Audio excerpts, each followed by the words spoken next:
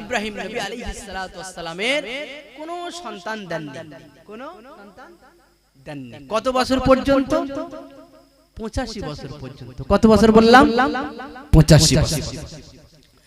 আল্লাহর দরবারে ইব্রাহিম নবী আলাইহিস সালাতু ওয়াস সালাম কান্নাকাটি করলেন, রোনাজারি করলেন, কাঁদলেন কাঁদলেন কাঁদলেন, চোখের পানি ঝরালেন। আর রাব্বি আল্লাহ, আমাকে সন্তান দেন, আমাকে সন্তান দেন, আমাকে সন্তান দেন। আল্লাহ পাক রব্বুল আলামিন নবীর দোয়াকে কবুল করে নিলেন। 85 বছর বয়সে ইব্রাহিম নবী আলাইহিস সালাতু ওয়াস সালামকে একটা সন্তান দিলেন। ওই সন্তানটার নাম হলো ইসমাঈল আলাইহিস সালাতু ওয়াস সালাম। চুন বন্ধুগণ আমার, ইব্রাহিম নবী আলাইহিস সালাতু ওয়াস সালামের ওই বাচ্চা যেমনি টুক টুক টুক টুক টুক টুক টুক টুক করে বড় হয়ে গেলেন, আল্লাহ পাক রব্বুল আলামিন আবারো তার খলিলকে, তার বন্ধুকে আবারো পরীক্ষা শুরু করে দিলেন, পরীক্ষা শুরু করে দিলেন।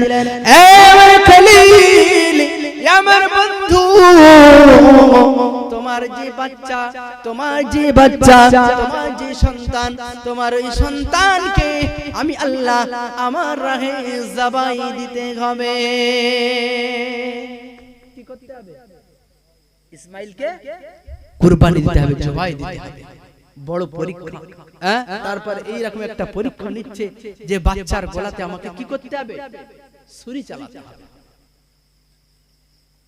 বেটাকে দেখা করল হযরত ইব্রাহিম নবী আলাইহিস সালাতু ওয়াস সালাম ইসমাইল নবী আলাইহিস সালাতু ওয়াস সালামের সাথে দেখা করলেন, স্বপ্নের কথাটা বললেন।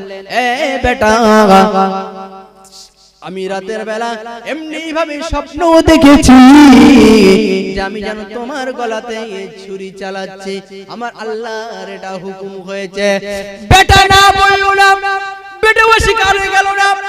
ইসমাইল আলাইহিস সালাতু ওয়াস সালাম বললেন, আব্বা জান, আল্লাহর তরফ থেকে যে হুকুম হয়েছে আপনি আপনার হুকুমকে পুরা করে দিন। হযরত ইসমাইল আলাইহিস সালাতু ওয়াস সালাম আর হযরত ইব্রাহিম নবী আলাইহিস সালাতু ওয়াস সালাম বাপ বেটা দুজনে চলতে শুরু করেছে, চলতে শুরু করেছে, কুরবানির ময়দানে চলতে শুরু করেছে। হযরত ইব্রাহিম নবী আলাইহিস সালাতু ওয়াস সালামকে বেটা বলছে, ইসমাইল আলাইহিস সালাতু ওয়াস সালাম বলছেন, আব্বা জান, আপনি যখন আমার গলাতে ছুরি চালাবেন, আমার মুখের দিকে দেখলে আপনার মায়া হবে, আমার মুখের দিকে দেখলে আপনার কষ্ট হবে। আব্বা, আপনি আপনার চোখে রুমাল বেঁধে নিন। আব্বা জান, আপনি যখন আমাকে জবাই করবেন, কুরবানি দেবেন, আব্বা জান, আমার হাত পা গুলো বেঁধে দেবেন যেন আমি ছটফট ছটফট না করি। আবার কিছুক্ষণে পরে বললেন, আব্বা জান, না না না, আমার হাত বাঁধবেন না, আমার পা বাঁধবেন না। কেন বেটা, কেন কেন? তুমি তো একবার বললে হাত বেঁধে দাও, পা বেঁধে দাও, আবার কেন তুমি বললে আমার হাত বাঁধবে না, পা বাঁধবে না? ওই সময় ইসমাঈল আলাইহিস সালাতু ওয়াস সালাম বলছেন, আব্বা জান, আপনি যদি আমার হাত পা দুটো বেঁধে জবাই করেন, কুরবানি দেন, আল্লাহ রাব্বুল আলামিন বলবে ইসমাঈল কুরবানিতে রাজি ছিল না, রাজি ছিল না। ইব্রাহিম ইসমাঈলকে জোর করে হাত পা বেঁধে কুরবানি করেছে। ও আব্বা জান, আপনি আমার হাত পাটা খুলে দেন। জোরে বলুন না সুবহানাল্লাহ। নারে তাকবীর, নারে তাকবীর। আল্লাহ পাক রব্বুল আলামিনের এই কঠিন পরীক্ষা ইব্রাহিম নবী আলাইহিস সালাতু ওয়াস সালামের উপরে চলছে, কঠিন পরীক্ষা চলছে। বেটার গলায় ছুরি চালিয়ে দিল, চোখেটা আপনার ফেটি বেঁধে নিল, চোখটা আড়াল করে নিল। আল্লাহ পাক রব্বুল আলামিন সঙ্গে সঙ্গে জান্নাত থেকে একটা দুম্বা নিয়ে এসে ওই ইসমাঈলকে সরিয়ে নিয়ে সঙ্গে সঙ্গে ইসমাঈলের জায়গায় ইব্রাহিমের চুলির তলেতে ওই দুম্বাটা রেখে দিল। যেমনি ইব্রাহিম নবী জবাই দিয়ে দিল, ছুরি চালিয়ে দিল, গরম রক্ত বার হয়ে গেল। মনে করল, আল্লাহ আমার উপরে খুশি হয়ে যাও, আমাকে যে হুকুম করেছিলে আমার ছেলেকে জবাই দিতে, কুরবানি দিতে, আমি আমার ইসমাঈলকে জবাই দিয়ে দিয়েছি, কুরবানি দিয়েছি। যেমনি চোখটা খুললো, চোখটা খুলে দেখছে ইসমাঈল বেটা পাশে দাঁড়িয়ে গেছে, আর একটা দুম্বা পশু জবাই হয়ে গেছে। আল্লাহ পাক রব্বুল আলামিন ইব্রাহিম নবী আলাইহিস সালাতু ওয়াস সালামকে শোনালেন, এ আমার খলিল, আমার বন্ধু, আমি তোমার কাছে তোমার ছেলেকে নিতে চাইনি, ছেলেকে নিতে চাইনি। সারা পৃথিবী দেখেছে, আসমান কেঁদেছে, জমিন কেঁদেছে, পাহাড় কেঁদেছে, সাগর সমুদ্র চন্দ্র নক্ষত্র সকলে কেঁদেছে। আজ বেটা বাপের হাতে জবাই হয়ে যাবে, বেটা বাপের হাতে জবাই হয়ে যাবে। আমার আল্লাহ পাক রব্বুল আলামিন বললেন, না না না না, আমি বেটাকে বাপের হাতে জবাই করতে চাই নাই, চাই না। আমি আল্লাহ পাক রব্বুল আলামিন আমার ইব্রাহিমকে আমার খলিল বানিয়েছি, বন্ধু বানিয়েছি। সে আমার প্রকৃত বন্ধু কি বন্ধু নয়, এটাই আমি পরীক্ষা করে দেখে নিয়েছি। খোদা তোমায় ডাকতে জানি না, ডাকার মতো ডাকলে খোদা কেমনে শোনে না। খোদা তোমায় ডাকতে জানি না, আর ডাকার মতো ডাকলে খোদা কেমনে শোনে না। এক ডেকেছেন ইব্রাহিম নবী, নমরুদের আগুনে দিল ফেলি, আর আগুন হলো ফুল বাগিচা। নবী পশম জ্বলল না, খোদা তোমায় ডাকতে জানি না, আর ডাকার মতো ডাকলে খোদা কেমনে শোনে না। এক ডেকেছেন মুসা নবী, তুর পাহাড়ে গেলেন চলি, খোদার নূরে, খোদার নূরে পাহাড় জ্বলে, মুসা জ্বলে না। খোদা তোমায় ডাকতে জানি না, আর ডাকার মতো ডাকলে খোদা কেমনে শোনে না। এক ডেকেছেন ইউনুস নবী, মাছের পেটে রইলেন পড়ি, 40 দিন হইল সেথায় হজম হইল না। খোদা তোমায় ডাকতে জানি না, আর ডাকার মতো ডাকলে খোদা কেমনে শোনে না। এক ডেকেছেন জাকারিয়া নবী, কোরাতে তার মাথা চিরি, দুখণ্ড হইল নবী উহু করলো না। খোদা তোমায় ডাকতে জানি না, আর ডাকার মতো ডাকলে খোদা কেমনে শোনে না। দুরূদ শরীফ আল্লাহুম্মা সাল্লি আলা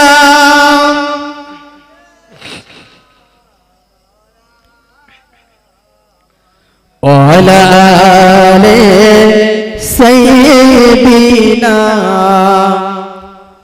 মাওলানা মুহাম্মদ। আপনারা বয়ান শুনছেন তো? আরেকটা ইব্রাহিম নবীর আরেকটা আল্লাহ তানাকে কেন খলিল বানালেন ছোট্ট করে বলে শেষ করে দেব, হুজুর আসছেন তো। এক সময় তো আল্লাহ পাক রব্বুল আলামিন ফেরেশতাদেরকে নিয়ে বলছে, পৃথিবীর জমিনে আমার একটা বন্ধু আছে। শুনছেন আপনারা? আল্লাহর বন্ধু পৃথিবীর জমিনে। তো ফেরেশতারা বলছে, হ্যাঁ আপনার বন্ধু পৃথিবীর জমিনে আছে? তো বলছে হ্যাঁ। বলছে আমি তাকে অনেক সম্পদ দিয়েছি, মাল দিয়েছি। বলছে ও আপনি অনেক সম্পদ মাল দিয়েছেন তাই সে আপনার বন্ধু হয়েছে, নতুবা সে আপনার বন্ধু হতো না। তা বলছে তোমরা পরীক্ষা করে দেখতে পারো, তোমরা পরীক্ষা করে দেখতে পারো আমার বন্ধুকে, সে প্রকৃত আমার বন্ধু কি বন্ধু না। তো হযরতে জিবরাইল আলাইহিস সালাতু ওয়াস সালাম মানুষের বেশে, মানুষের বেশে মানব রূপে এসে যেখানে ইব্রাহিম আলাইহিস সালাতু ওয়াস সালাম আপনার ওই যে বকরিগুলো চড়াচ্ছিলেন, উট মহিষগুলো চড়াচ্ছিলেন, ওই জায়গায় এসে এক সাইডে জিকির করছে। কোন জিকির? সুবহানাজিল মুলকি ওয়াল মালাকুত সুবহানাজিল ইজ্জাতি ওয়াল আজমাতি ওয়াল হাইবাতি ওয়াল কুদরাতি ওয়াল কিবরিয়া ওয়াল জাবারুত। এটা আমরা পড়ি না? কখন পড়ি? আল্লাহ রমজান মাসে পড়ি, ভুলে গেছি আমরা? এটা শুধু রমজান মাসে পড়তে হয় তো নাকি? এইটাই আমাদের ভুল ধারণা। আল্লাহর প্রশংসা সব সময় করতে হবে। কখন করতে হবে? সব সময়। কিন্তু রমজান মাসে আমরা মনে করছি এটাই পড়তে হয়। যাই হোক, সংক্ষিপ্ত সময় তো এইভাবে আপনার আল্লাহর প্রশংসা করছে। তো সেই আওয়াজটা ইব্রাহিম নবীর কানে গিয়েছে। ভাই এদিকে লক্ষ্য করুন, ইব্রাহিম নবীর কানে গিয়েছে, কে যেন আল্লাহর প্রশংসা করছে। আর ইব্রাহিম নবী যদি আল্লাহর প্রশংসা কেউ করে, উনি আর থাকতে পারেন না। তো বলছে ওদিকে খোঁজা ফেরা করছে, কই গেল কে আল্লাহর প্রশংসা করছে। তো খুঁজতে খুঁজতে পেয়ে গেছে। বলছে ভাই তুমি এত সুন্দরভাবে আল্লাহর প্রশংসা করছো, আর একবার আল্লাহর নাম বলো না। তো তখন ফারিস্তা, মানুষরূপী ফারিস্তা বলছে যে প্রথমে আমি আমার নিজের ইচ্ছায় আল্লাহকে ডেকেছি, এখন তুমি আল্লাহর প্রশংসা করতে বলছো আমাকে, তাহলে তুমি তার বিনিময়ে কি দেবে? আমি আল্লাহকে ডাকবো, তুমি কি দেবে? তা বলছে আমার যে বকরিগুলো আছে এই সব বকরিগুলো তোমাকে দেব। फिर अल्लाह प्रशंसा शुरू করে দিয়েছে সুবহানাল মুলকি ওয়াল মালাকুত সুবহানাল ইজ্জাতি ওয়াল আজমাতি এমনি ভাবে শেষ পর্যন্ত পড়েছে। আর একবার আল্লাহর প্রশংসা কর, বলছে কি দেবে? তা বলছে আমার যে মহিষগুলো আছে সব মহিষগুলো তোমাকে দিয়ে দেব। সুবহানাল মুলকি ওয়াল মালাকুত সুবহানাল ইজ্জাতি ওয়াল আজমাতি ওয়াল হাইবাতি এমনি ভাবে আবারও পড়লেন, আবারও মুগ্ধ হয়ে গেলেন, সমস্ত মহিষগুলো দিয়ে দিলেন। বলছে ভাই তুমি আরেকবার আল্লাহর প্রশংসা করো। বলছে কি দেবে? বলছে আমার যে উটগুলো আছে উটগুলো দিয়ে দেব। আবারও শুরু করলেন সুবহানাল ইজ্জাতি ওয়াল আজমাতি ওয়াল হাইবাতি ওয়াল কুদরাতি ওয়াল কিবরিয়া ওয়াল জাবারুত সুবহানাল মালিকিল হাইয়্যিল্লাযী লা ইয়ানামু ওয়া লা ইয়ামুতু আবাদান আবাদান সুবহুন কুদ্দুসুন রাব্বুনা রাব্বুল মালাইকাতি ওয়ার রূহ। সুবহানাল্লাহ, নারে তাকবীর, নারে তাকবীর। আল কোরআনের আলো, আল হাদিসের আলো, নারে তাকবীর। সমস্ত সম্পদগুলো সেই মানবরূপী ফারিস্তাকে দিয়ে দিলেন। এবারে বলছে ভাই আর একবার আল্লাহর জপতা কানুন করো, আল্লাহর নামটা ধরে ডাকো। তা বলছে তোমার তো আর কিছু নেই, এবারে যদি আল্লাহর নাম ধরে ডাকি, আল্লাহর প্রশংসা করি, আল্লাহর গুণগান করি, তুমি কি দেবে আমাকে? তা বলছে তুমি যে ছাগল, মহিষ, ভেড়া এমনি ভাবে যে উট দুম্বাগুলো নিয়েছো, আমি এবারে তুমি আল্লাহর প্রশংসা করলে আমি তোমার হয়ে যাব, আর তোমার হয়ে গিয়ে আমি রাখাল হিসাবে এগুলো চড়াই করব, চড়োয়া হয়ে যাব। একবার আল্লাহর প্রশংসা করে জোরে বলুন না সুবহানাল্লাহ। ওই সময় জিবরাইল আলাইহিস সালাম সঙ্গে সঙ্গে নিজের প্রকাশ করে দিলেন। প্রকাশ করে দিয়ে বললেন এ আল্লাহর খলিল, আল্লাহর বন্ধু, আমি কোনো মানুষ নয়, আমি কোনো মানুষ নয়।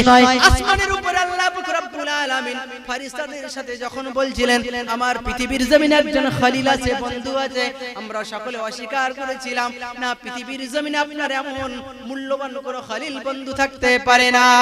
আল্লাহ পাক রব্বুল আলামিন আপনাকে পরীক্ষা করার জন্য আমি জিবরাইল আমাকে পাঠিয়েছে।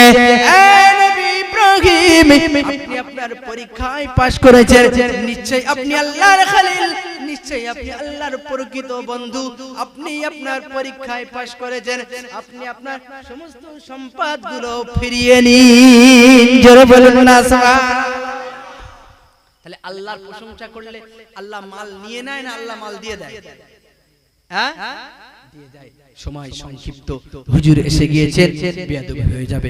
আমার থেকে হুজুর অনেকে বড়, আমার ওস্তাদ সমতুল্য।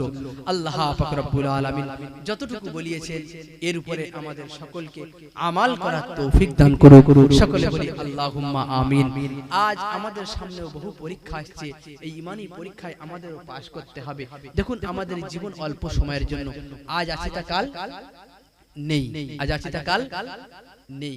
এই যে বাংলাদেশে কিছুদিন আগে আপনারা দেখেছেন যে আপনার ওই বোটঘাট থেকে যে বাসটা উল্টে পড়ে গেছে, যারা ওই বাসে বসেছিল তারা কেউ জানে যে আমরা এক্ষুনি এখানে ডুবে মারা যাব? আল্লাহ হায়াতের মালিক, কার কখন ডেকে নেবে আল্লাহই ভালো জানে। আল্লাহ পাক রব্বুল আলামিন আমাকে আপনাকে শোনার থেকে বলার থেকে বেশি বেশি করে আমাল করার তৌফিক দান করুন। সকলে